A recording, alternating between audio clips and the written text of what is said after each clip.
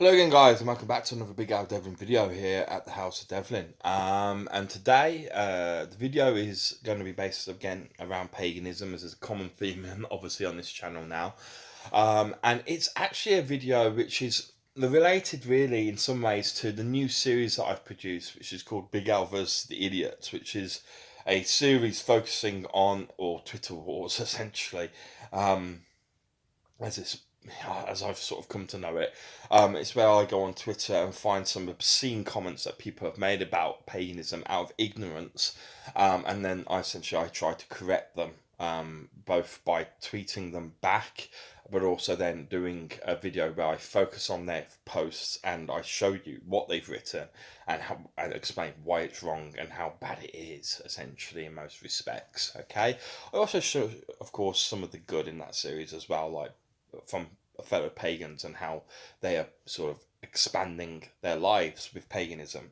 However, this video is not necessarily, it's not about Big Al versus the Idiots, but it links into that because a lot of the people's hatred out there, and it is hatred in a large proportion of the comments that I find, people's hatred, or at least animosity towards paganism itself, is due to a lack of understanding on what paganism is, the origins of paganism, and what it's sometimes seen as in modern day, because there is a modern sort of neo-paganism that exists, which for some reason, as I say, within America especially, there is a lot of negative attitudes and sort of thoughts towards it, because I don't know exactly why, but there is, because it's a little different over here in Britain.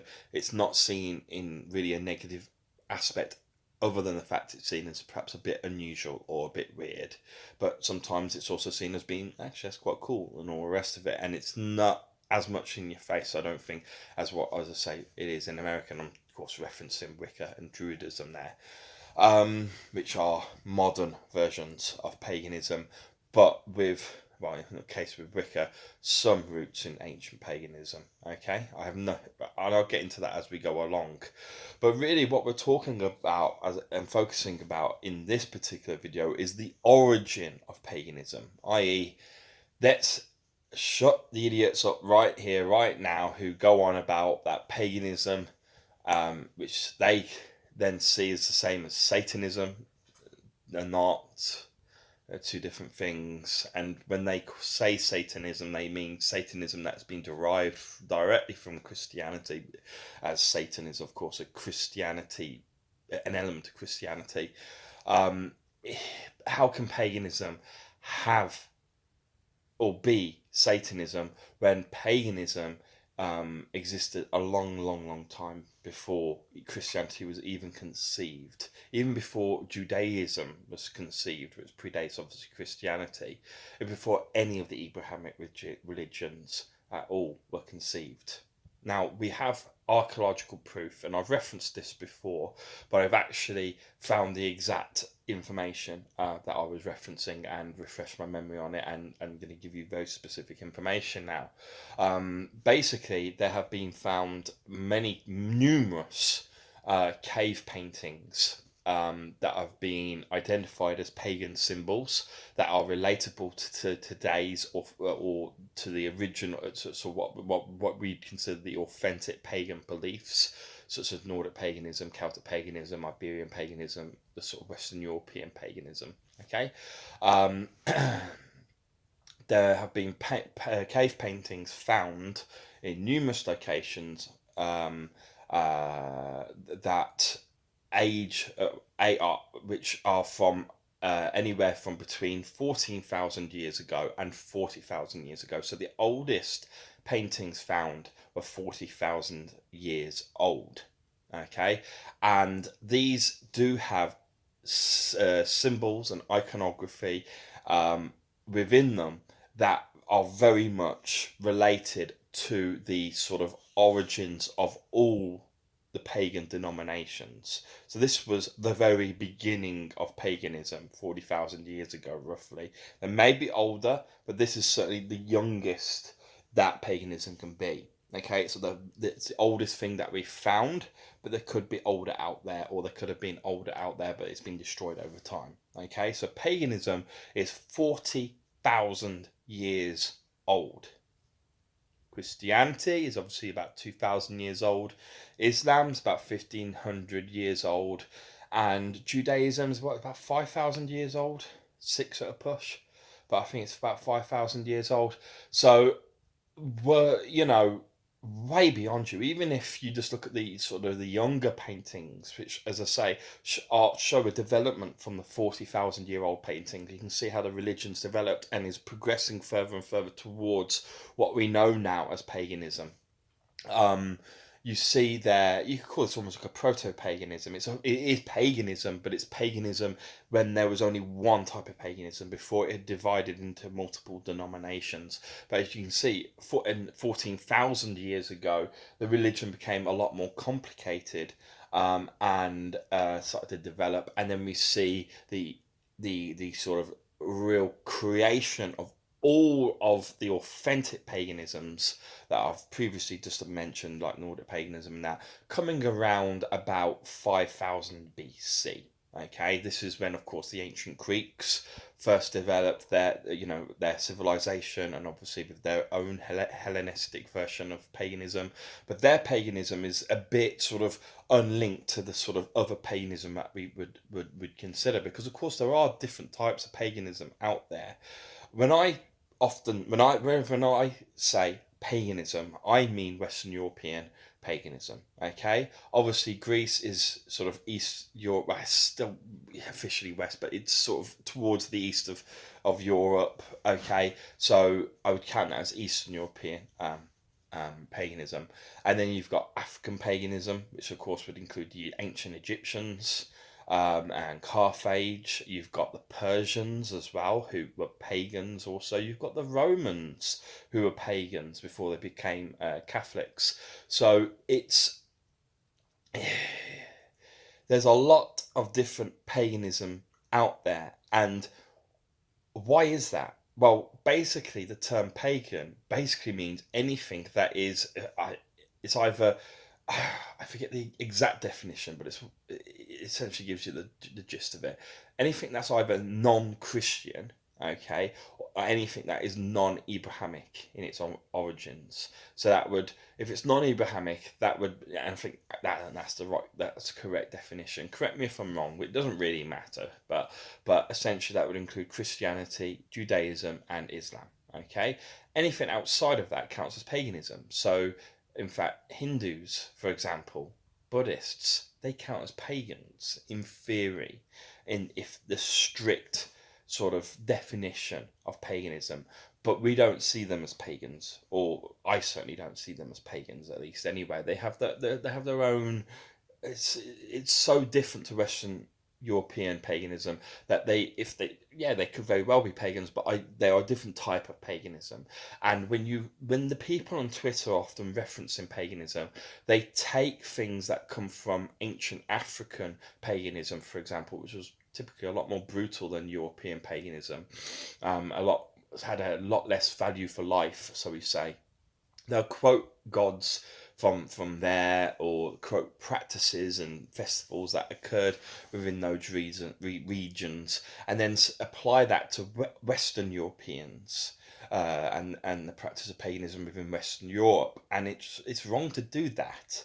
That's like comparing, Christianity practiced in originally Christian countries like Britain and America and things like that. Well, America was Native Americans originally, I suppose, but United States of America, so we say Christian, okay. And of course, then comparing that to Islam in Islamic countries, originally Islamic countries such as Pakistan and other countries within the Middle East, okay, Saudi Arabia and as such. So, and originally, actually, these were areas which were also pagan. Okay, originally, it was only when Islam took over that obviously paganism was lost. But we're talking from the point when, of course, the main modern religion of Islam came into power. Okay, so if you look at the practice of Islam over there, and practice of Christianity over here, and you're talking about Christianity, but you're quoting Islam, things from over there and how they live. It's wrong to do that because you're looking at two different parts of the world. You're wrong to do it when you're looking at, for example, looking at Islam practiced in Britain and Islam practiced in Pakistan. You're looking at different parts of the world because, of course, there's cultural aspects behind it also. There's human rights and the lack of human rights and things like this. It doesn't, it gets a lot more sort of more than just religion at this point. And so you can't compare paganism from like areas of like Africa and the Far East and stuff like this, and compare their, the Middle East as well, when they were pagan. You can't compare their paganism with the paganism of Western Europe.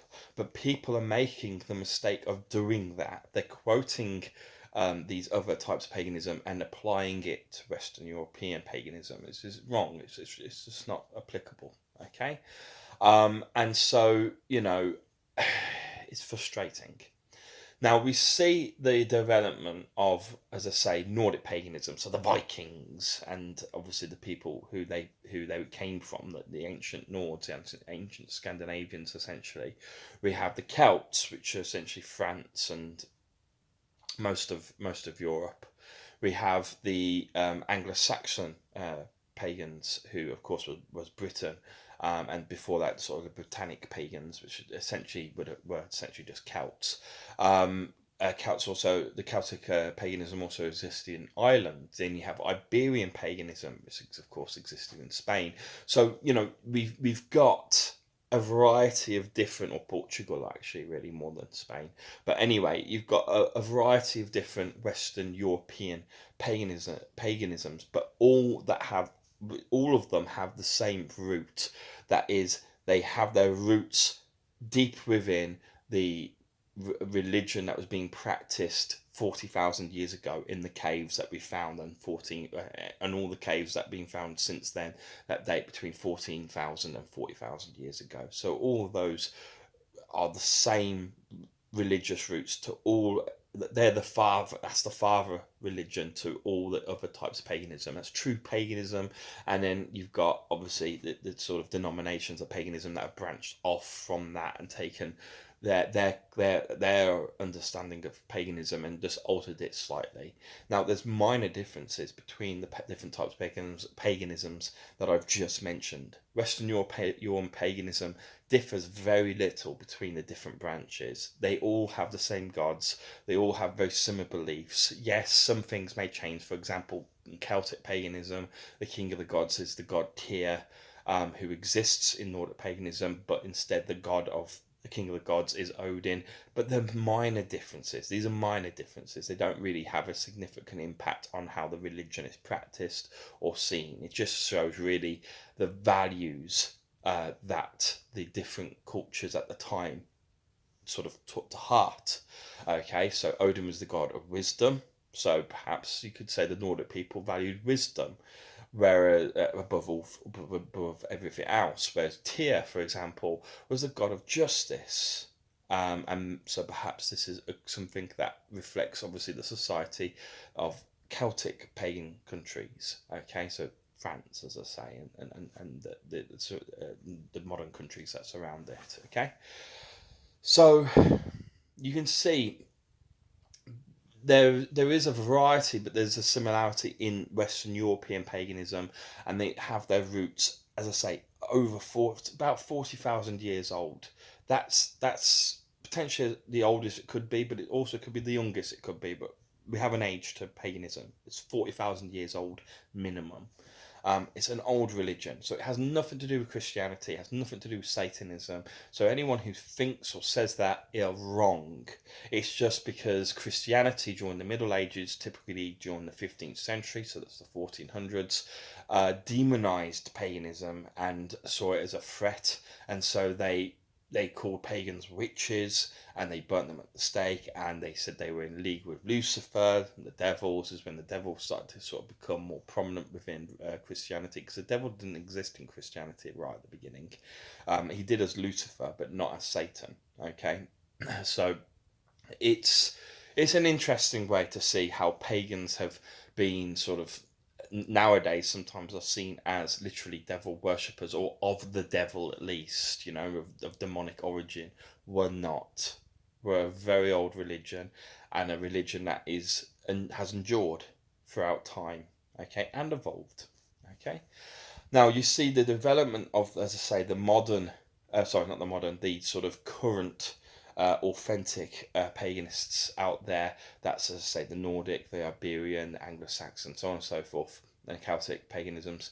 These came around the time when we went from hunter-foragers to farmers, essentially, and at that point we started to worship the bull, okay, because, or the ox, essentially, because these were essential for pulling the ploughs at the time. Horses weren't big enough or strong enough to do it, so we had oxes to do it at that point. And so they became a focal point almost of a religion. And you see this bull origin, or the influence of bulls in all forms of paganism, Western European paganism, in Nordic paganism and Celtic paganism, I believe in Iberian paganism also. You have them as the aurochs, as you have them as the rune of Uruz, which is in the Forfach, the Elder Fuvark script, even. Okay, and you also have them as represented as Ordhumbla. Ordhumbla was this hermaphrodite bull cow thing that basically gave consciousness to all of the gods. So you can see how the bull is sort of very important at the very beginning of these sort of more modern versions of paganism. Okay, and then you've also got it in Hellenistic paganism also, with the Minotaur. Okay, but then as we skip, 5,000 years into current times, we get a new branch of paganism being formed, and this is neo-paganism, okay, which includes Wicca and Druidism at the sort of top of the tree. Now, Wicca has its roots in an old form of paganism that once existed called Wicca, or it may have had another name, but we don't know what its name is, so we'll call it Wicca. And this would have had similar origins to, as I say, all the other Western European religions, and so it has some validity. Absolutely has some validity within the sort of practice of paganism, but it is become corrupted with essentially commercialization. Basically, people have gone out there and commercialized the religion. They've created holy texts which aren't supposed to exist in paganism. Paganism isn't something that's taught through books. We don't have Bibles, okay? They sell then spells, ready-made spells where you have a candle and a spell and a chant and a ribbon or whatever in this little pack that's supposed to bring love or place a curse on someone, or so on and so forth. You know what it's like. Okay, and they've commercialized it.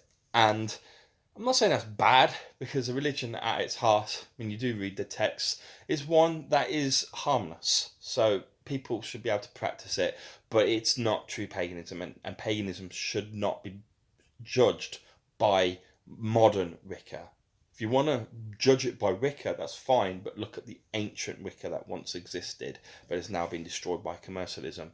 Druidism, I'm sorry to say, guys, if you are a Druid, has never existed. Okay, there were Druids, but they were the hammers of the gods. They were a particular type of pagan that could have come from any denomination and were created through death-like experience. In theory, I'm a druid because of my experience when I died. Went through a life-death experience 2.5 years ago now, in a car crash. So in theory, I'm a druid, but I'm not a member of the Druidism religion, because that is a modern religion. I think it was created in the 50s, whereas or was that Wicca? But anyway, Druidism and Wicca were created basically in the 20th century. Okay, or the modern takes of Wicca were created in the 20th century. That's all I have to say, guys. I hope that clears things up, and I'll see you soon.